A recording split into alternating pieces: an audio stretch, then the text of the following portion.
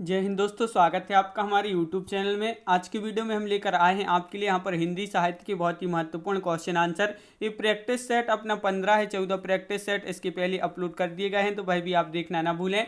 बहुत ही महत्वपूर्ण ये क्वेश्चन आंसर हैं आपके, तो वीडियो को पूरा अवश्य देखें। अगर आप चैनल पर पहली बार आए हैं तो चैनल को सब्सक्राइब कर लें, बेल आइकन दबाएं, ऑल पर क्लिक करें ताकि ऑल वीडियो की जानकारी सबसे पहले आपके यहाँ तक पहुँचे। ज़्यादा से ज़्यादा वीडियो को शेयर करें और वीडियो को लाइक करना ना भूलें। तो चलिए स्टार्ट करते हैं। आज का अपना यहाँ पर फर्स्ट क्वेश्चन है, अपभ्रंश में कुल कितने स्वर थी। तो स्वर पूछा है आपसे यहाँ पर, अपभ्रंश में कुल कितने स्वर थे, 8, 10, 12 या 9 आंसर बनता है। तो आप कमेंट में आंसर जरूर बताएं क्या होगा इसका सही आंसर। तो यहाँ पर आपका विकल्प नंबर बी सही आंसर है, यानी कि 8 स्वर थी। अगला क्वेश्चन पूछा क्या है, भाषाओं के पारिवारिक वर्गीकरण का आधार है। तो क्या है, इतिहास, रूप, रचना, ध्वनि या अर्थ। तो आपका सही आंसर होगा क्वेश्चन नंबर 2 का विकल्प नंबर 1, यानी कि इतिहास आपका सही आंसर है। अगला क्वेश्चन क्या पूछा क्या है, काव्य की रीति सीखी, सुख बीन सो दीखी सुनी, बहु लोक की बातें। काव्य ये जो है किसकी काव्य उक्ति है, ये आपके लिए बताना है। ये काव्य उक्ति जो है किसकी है, केशव, मतीराम, पद्माकर या भिखारी। तो क्वेश्चन नंबर 3 का राइट आंसर होगा आपका यहाँ पर विकल्प नंबर डी, यानी कि भिखारी दास आपका यहाँ पर सही आंसर है। अगला क्वेश्चन क्या है, अगला क्वेश्चन है यहाँ पर चंदायन का रचना वर्ष है। तो क्या है, चंदायन का रचना वर्ष आपसे पूछा गया है क्वेश्चन नंबर 4 में, और 4 का सही आंसर आपका होगा यहाँ पर विकल्प नंबर सी राइट आंसर है, यानी कि 1379 आपका यहाँ पर सही आंसर है।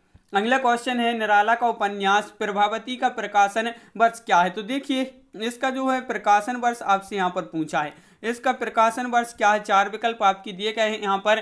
तो ये उपन्यास है प्रभावती, किसका उपन्यास है, निराला जी का, और इसका जो प्रकाशन वर्ष है वह है 1936। विकल्प नंबर आपका डी यहाँ पर सही आंसर है। आपका बंटी प्रकाशन वर्ष है, इसका आपका बंटी का प्रकाशन वर्ष है 1960, 1965, 1971, 1972। तो क्वेश्चन नंबर 6 का जो सही आंसर है वह है आपका विकल्प नंबर सी, यानी कि 1971 आपका यहाँ पर सही आंसर होगा। अगला क्वेश्चन है, देव की रचना है कौन सी है, ये आपके लिए बताना है क्वेश्चन नंबर 7 में।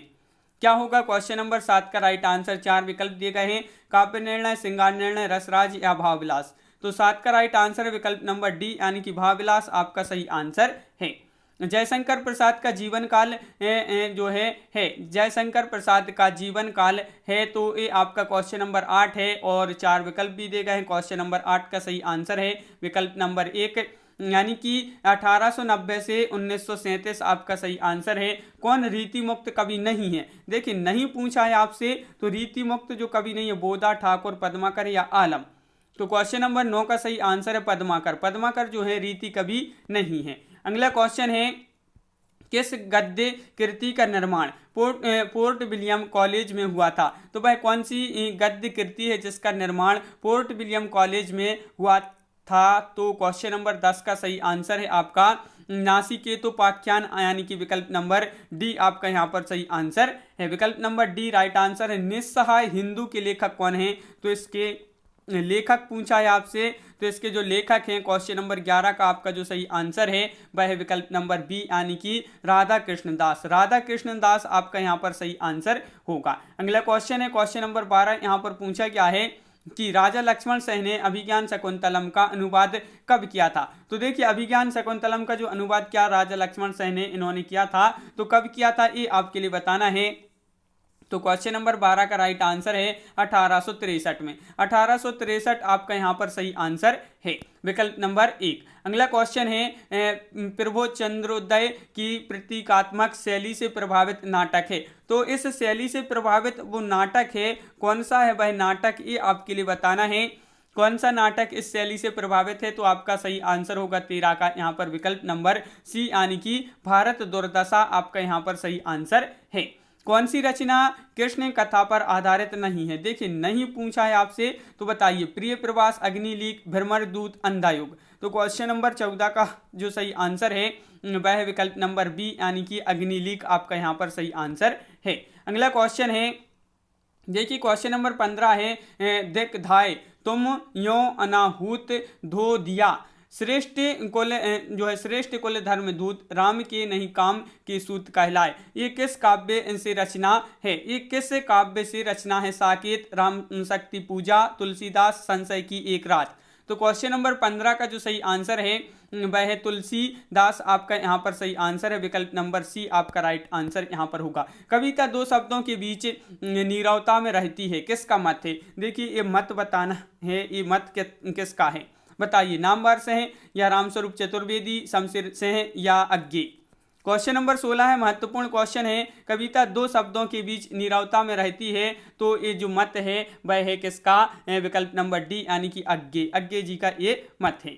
अगला क्वेश्चन है, अनंत देवी प्रसाद के किस नाटक का अनंत देवी प्रसाद के किस नाटक का पात्र है? कौन अनंत देवी? ये आपके लिए बताना है। राजश्री, स्कंदगुप्त, विशाख या ध्रुव सोमनी। क्वेश्चन नंबर 17 का सही आंसर बताना है। क्या होगा 17 का राइट आंसर? तो अनंत देवी प्रसाद के जो स्कंदगुप्त नाटक है इसका पात्र है, ये आपके लिए याद रखना। विकल्प नंबर बी आपका सही आंसर होगा 17 का। अगला क्वेश्चन 18वां पूछा गया है, कौन सा खंड काव्य रामनरेश त्रिपाठी का नहीं है? देखिए नहीं पूछा है, रामनरेश त्रिपाठी का जो खंड काव्य है नहीं है मिलन या नहुस, पथिक या स्वप्न। तो ये आपके चार विकल्प हैं। क्वेश्चन नंबर 18 है और 18 का सही आंसर है नहुस। नहुस आपका यहाँ पर सही आंसर है। मुन्नी मोबाइल किसका उपन्यास है? ये क्वेश्चन नंबर 19 से महत्वपूर्ण क्वेश्चन पूछा गया है। मुन्नी मोबाइल किसका उपन्यास है? तो क्वेश्चन नंबर 19 का सही आंसर है विकल्प नंबर 1 यानी कि प्रदीप सौरभ। प्रदीप सौरभ आपका यहाँ पर सही आंसर है। अगला क्वेश्चन है, क्वेश्चन नंबर 20 आपसे यहाँ पर पूछा गया है, पिंजरे में मैना किसकी आत्मकथा है? पिंजरे में मैना ये आत्मकथा है, तो किसकी आत्मकथा है?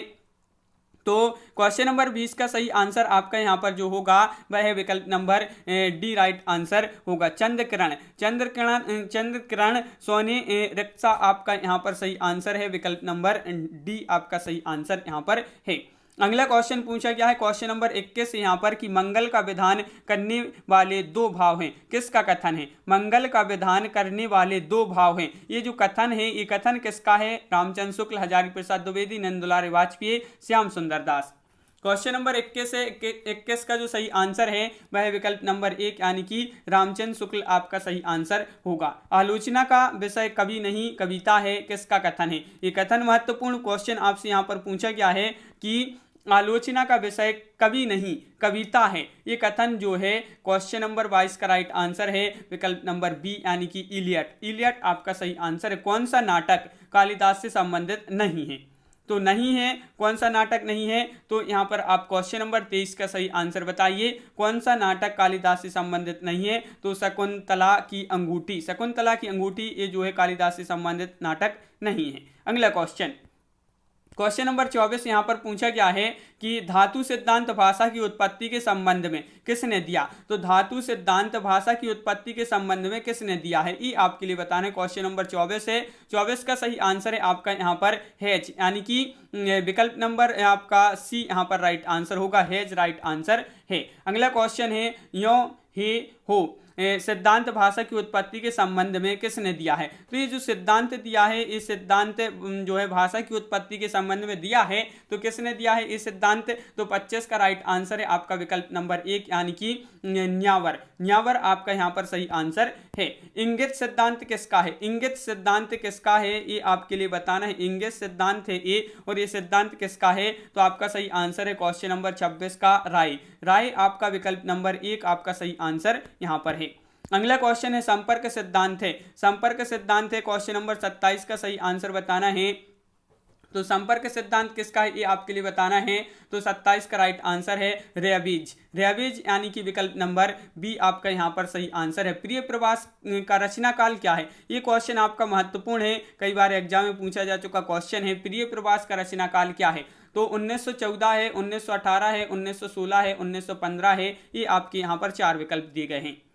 क्वेश्चन नंबर 28 है, महत्वपूर्ण क्वेश्चन पूछा गया है। 1914 आपका यहाँ पर सही आंसर होगा। 1914 राइट आंसर आपका यहाँ पर है। अगला क्वेश्चन है कुकुरमुत्ता का रचना काल क्या है? तो कुकुरमुत्ता का जो रचना काल है वह आपके लिए बताना है। तो क्वेश्चन नंबर 19 का जो सही आंसर है वह क्या है? क्वेश्चन नंबर 29 है और 29 का सही आंसर है विकल्प नंबर बी यानी कि 1942 आपका यहाँ पर सही आंसर है। अगला क्वेश्चन है मधुमालती का रचना काल क्या है, क्वेश्चन नंबर 30। तो मधुमालती का रचना काल बताना है आपके लिए, तो आपका यहाँ पर जो सही आंसर है वह है आपका यहाँ पर राइट आंसर। तो आपका यहाँ पर जो सही आंसर है क्वेश्चन नंबर 30 का वह है आपका विकल्प नंबर सी, यानी कि 1545। 1545 आपका यहाँ पर सही आंसर है। मधुमालती का रचना काल 1545। कौन सी रचना चिंतामणि की है, तो अलंकार प्रकाश, रसराज या कवि कुल, कल्पतरु या काव्य निर्णय। तो यहाँ पर चिंतामणि जी की जो है बताना है कौन सी रचना चिंतामणि जी की है, तो क्वेश्चन नंबर 31 का सही आंसर है विकल्प नंबर सी, यानी कि कवि कुल कल्पतरु आपका यहाँ पर सही आंसर होगा। प्रगतिशील साहित्य की समस्या के लेखक कौन है, तो इसके लेखक आपके लिए बताना है, इसके लेखक जो हैं वह कौन है। तो क्वेश्चन नंबर है आपका 32 और 32 का जो सही आंसर है प्रगतिशील साहित्य की समस्या के लेखक हैं, तो आपका राइट आंसर है 32 का बी, यानी कि रामविलास शर्मा। रामविलास शर्मा आपका सही आंसर है। अगला क्वेश्चन क्या है, कौन सी रचना नाट्य काव्य नहीं है, तो नाट्य काव्य नहीं है पूछा है आपसे, तो कौन सी रचना नहीं है नाट्य काव्य, एक कंठ विस्पाई, परशुराम की प्रतीक्षा, अंधा योग, अग्निलीक। तो क्वेश्चन नंबर 33 है और नाट्य काव्य नहीं है, तो वह रचना कौन सी है, तो 33 का विकल्प नंबर डी, यानी कि अग्निलीक आपका सही आंसर यहाँ पर है। कौन सी रचना सर्वेश्वर दयाल सक्सेना की नहीं है, तो सर्वेश्वर दयाल सक्सेना की रचना नहीं पूछा है आपसे, तो कौन सी रचना नहीं है, तो क्वेश्चन नंबर 34 का जो सही आंसर है आपका वह विकल्प नंबर सी आपका यहाँ पर राइट आंसर है। आत्महत्या की विरुद्ध आपका यहाँ पर सही आंसर है विकल्प नंबर सी राइट आंसर। कौन सा कहानीकार ग्रामीण चेतना का नहीं है, तो ग्रामीण चेतना का जो कहानीकार नहीं है वह कौन नहीं है, ये आपके लिए क्वेश्चन नंबर 35 में आपके लिए बताना है। तो 35 का सही आंसर आपका होगा कहानीकार जो ग्रामीण चेतना का नहीं है वह नहीं है निर्मल वर्मा। निर्मल वर्मा आपका राइट आंसर यहाँ पर है।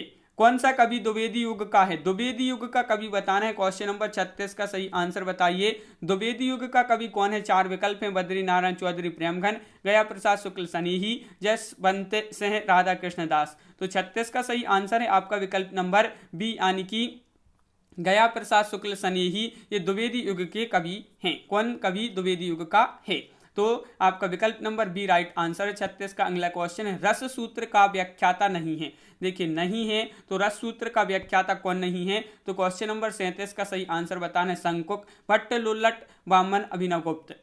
तो 37 का सही आंसर विकल्प नंबर सी राइट आंसर है, यानी कि वामन आपका राइट आंसर होगा। वामन जिन्होंने बताया है, 37 का विकल्प नंबर सी राइट आंसर है। अगला क्वेश्चन पूछा गया है, the principle of literary criticism किसका ग्रंथ है, तो ये जो ग्रंथ है महत्वपूर्ण क्वेश्चन पूछा गया है, the principle of literary criticism किसका ग्रंथ है, तो क्वेश्चन नंबर आपका यहाँ पर 38 है। 38 का सही आंसर है विकल्प नंबर सी, रिचर्ड्स आपका यहाँ पर राइट आंसर है।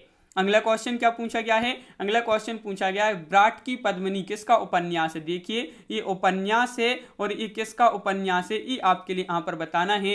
हजारी प्रसाद द्विवेदी या चतुर्सेन शास्त्री या वृंदावन लाल वर्मा या यशपाल। तो क्वेश्चन नंबर 39 का सही आंसर आपका विकल्प नंबर सी राइट आंसर है, यानी कि वृंदावन लाल वर्मा आपका यहाँ पर सही आंसर है। छापर के लेखक कौन है, ये छापर के लेखक आपके लिए बताना है।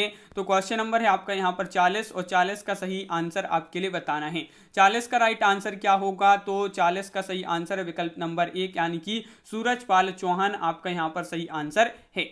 विकल्प नंबर 1 राइट आंसर है। अगला क्वेश्चन पूछा है, ग्लोबल गांव के देवता का लेखक कौन है। ग्लोबल गांव के देवता के लेखक हैं मोहनदास नेमिसराय या रणेंद्र या सूरजपाल चौहान, जयप्रकाश करदम।